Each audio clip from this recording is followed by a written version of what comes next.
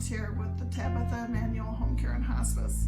I've been participating with this hospice team for about 6 months. The reason I signed up to do this as volunteer is because hospice has been very helpful in my own personal family.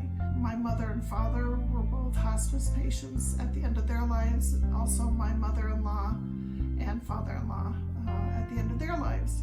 So I had the experience of providing care for them, but also working with the professional teams that would come and assist our families, and it was a very positive experience. In my experience with hospice and the end of life of people that I love very much, the thing that has struck me since then, as I think of it, is how much similarity there is between facing the end of life and facing the beginning of life, how much similarity there is in preparing for birth and for death. And what strikes me even more is that having professional assistance as you face these huge life events keeps things from going way off track and gives you the confidence to do the things that you need to do in order to navigate through these experiences.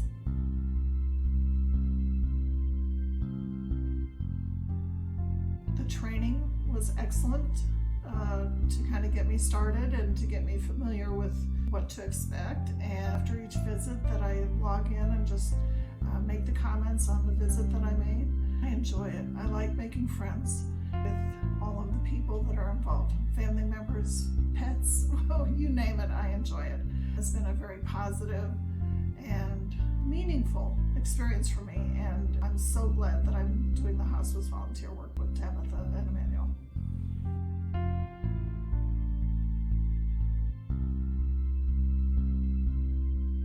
Kind of what happens, the progression obviously of an illness that's terminal or whatever condition that's going to bring us to the end of life, you know, eventually your patient isn't as interactive, isn't participating in conversations the same way they were. Maybe they're limiting their eating, maybe they're staying in bed a little more and so on.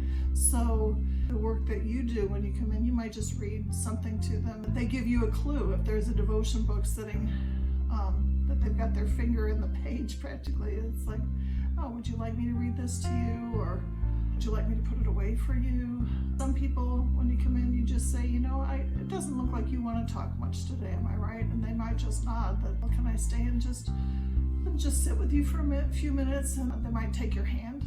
You know, that's very touching when someone is glad that you're there and they just pat your hand. You know, that's a very sweet thing. For me, it's a contemplative time that I spend in prayer or in thoughts of my own that have to do with the meaning of life and how grateful I am that I've had a chance to get to know someone. Any conversations that take place as it gets closer and closer to the end of life, those are just like sacred almost conversations. And if they talk about how proud they are of a grandson or of a daughter, or if they have a specific comment of that sort, I try and pass that along to the appropriate party because I almost feel like I'm carrying the message from them to their loved one.